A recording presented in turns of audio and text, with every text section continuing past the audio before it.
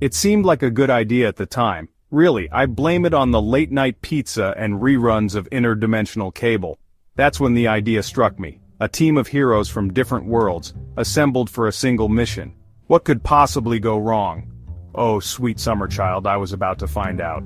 See, your average guy with an interdimensional portal app, don't ask, had stumbled upon a way to contact folks from other realms. And like any rational person, my first thought was, let's make these guys do my bidding. I envisioned a crack team of heroes following my every command. We'd be unstoppable. Little did I know I was about to walk face first into the mother of all cosmic slapstick routines. This was going to be legendary, or the start of a very entertaining disaster. Maybe both? Only one way to find out.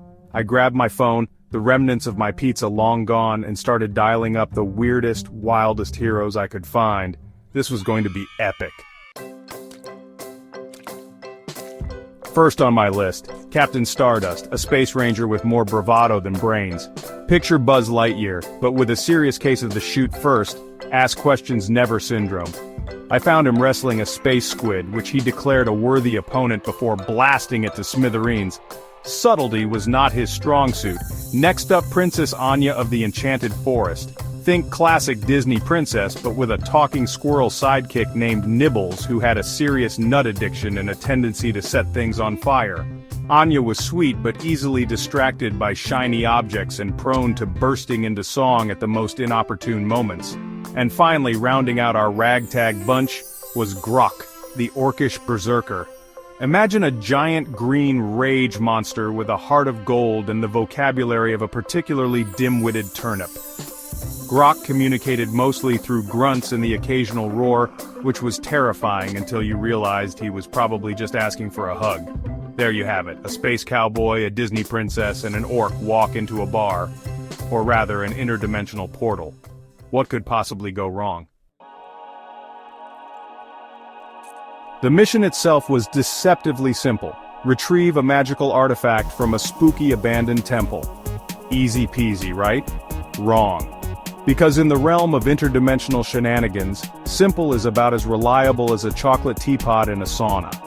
I briefed the team, or at least I tried to.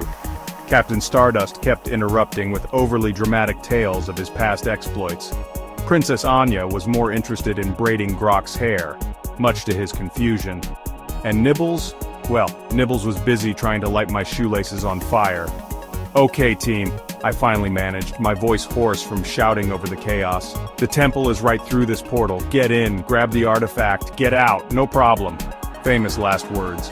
With a deep breath and a silent prayer to whatever deity was listening, I activated the portal. The team charged in, a motley crew of misfits ready to face whatever awaited them. I, on the other hand, stayed put.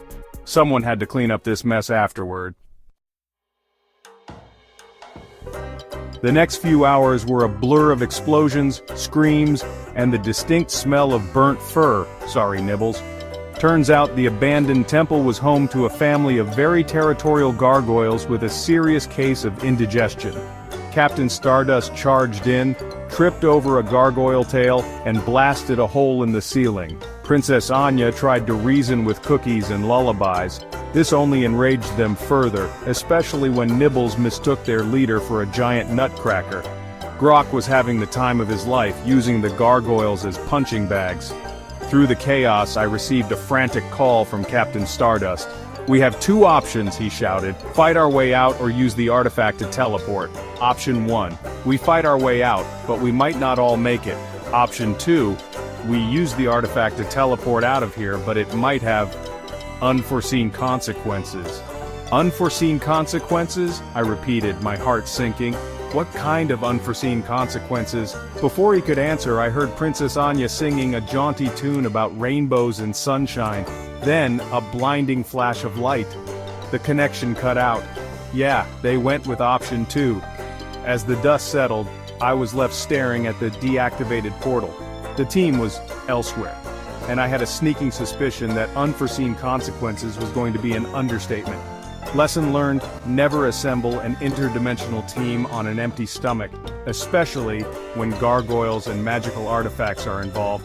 Now where did I put that time travel app? And who should I recruit next?